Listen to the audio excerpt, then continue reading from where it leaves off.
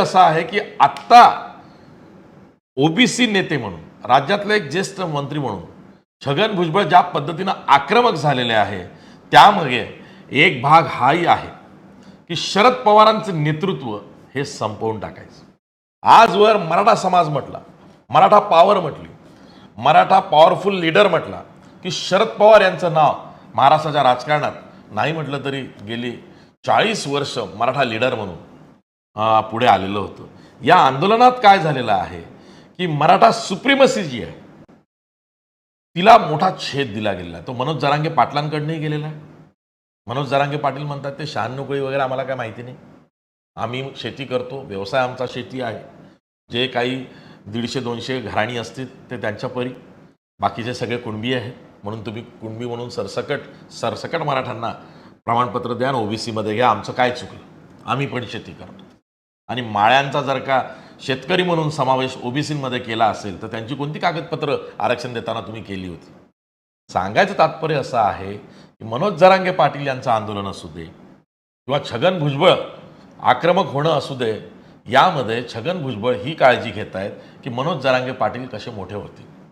आणि मनोज जरांगे पाटील सुद्धा त्यांच्या आंदोलनातनं नकळत असं घडवून आणतायत की मराठा समाज हा विखुरलेला जो आहे त्यामध्ये 6-7 ज्या काही पोटजाती वगैरे असतील त्यातनं तो गरीब आहे। यातनं झालंय काय, यातनं एकीकडे शरद पवार यांचं नेतृत्व जे मराठा समाजावरचं होतं ते कमी कमी कमी कमी होत चाललंय।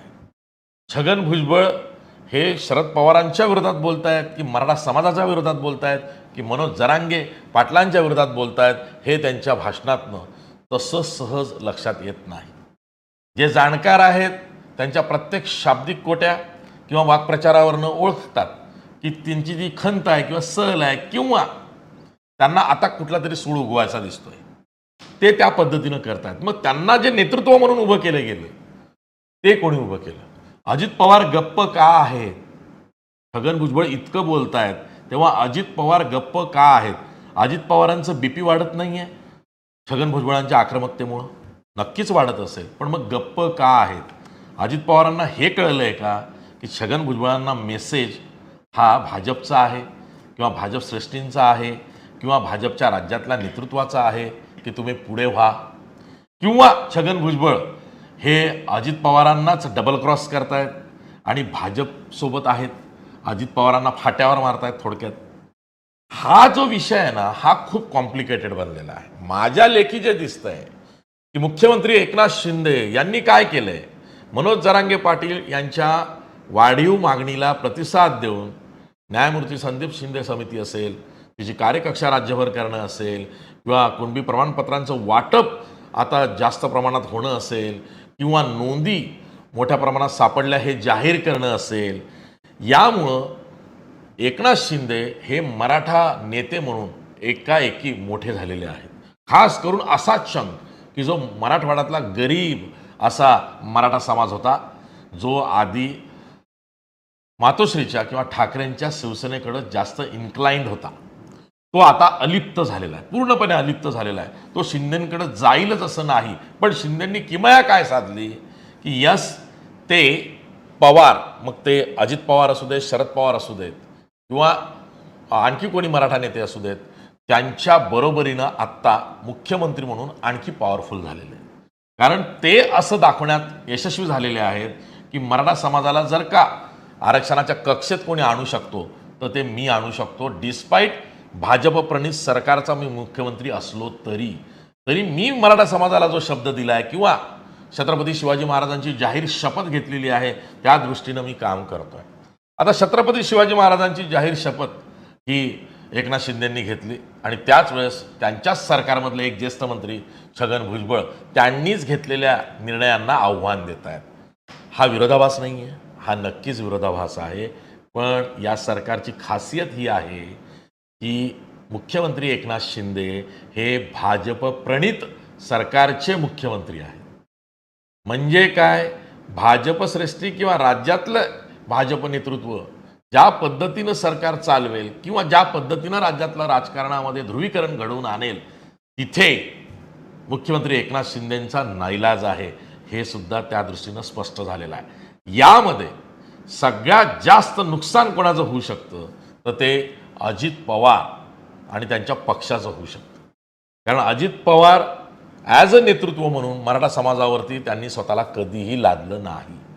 शरद पवार अनेक वेळा, बहुतेक वेळा मराठा संघटनांच्या व्यासपीठावरती गेले आहेत. अगदी उद्या परवाकडे सुद्धा मराठा सेवा संघाचे संस्थापक अध्यक्ष पुरुषोत्तम खेडेकर यांच्या 75च्या कार्यक्रमाला शरद पवार हे प्रमुख पाहुणे पुण्यामध्ये आहेत.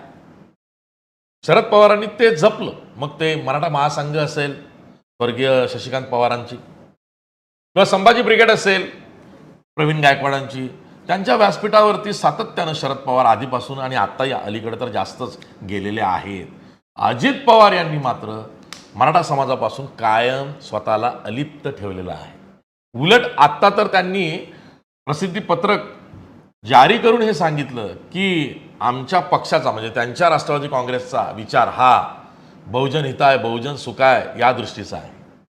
आम्ही बहुजनांचा विचार करतो आणि त्या दृष्टीनं आमच्या पक्षाची वाटचाल आहे. सांगायचं तात्पर्य असं आहे की अजित पवार जेव्हा हा विचार मांडतात तेव्हा मराठा समाज हा बहुजन आहे हे सांगायला विसरत आहे. पण बहुजनांसाठी हा पक्ष पुढे जाईल असं म्हणतायत. त्याचवेळी त्यांच्याच पक्षातले सर्वात मोठे बहुजन नेते छगन भुजबळ हे अजित पवारांना कोपऱ्यात ढकलतायत किंवा डबल क्रॉस करतायत हे त्यांचेच कार्यकर्ते बघतायत. छगन भुजबळ एकाएकी टॉप गिअरमध्ये का आले? छगन भुजबळ यांच्या मागे अशी कोणती शक्ती आहे की ते आक्रमकपणे तुफान टोलेबाजी करतायत? छगन भुजबळ एकही संधी अशी का सोडत नाही आहेत की जिथे मनोज जरांगे पाटील असेल आणि मनोज जरांगे पाटलांच्या मागणीनुसार मुख्यमंत्री एकनाथ शिंदेंनी जो प्रतिसाद दिला, न्यायमूर्ती संदीप शिंदे समिती किंवा तिची कार्यकक्षा वाढून किंवा कुणबी प्रमाणपत्र जारी करण्याचा सपाटा लावून, ते जे उत्तर आहे ते छगन भुजबळ देणार नाहीत.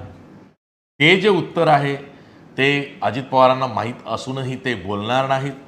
ते जे उत्तर आहे ते मुख्यमंत्री एकनाथ शिंदेंनाही माहिती आहे पण ते बोलू शकत नाही.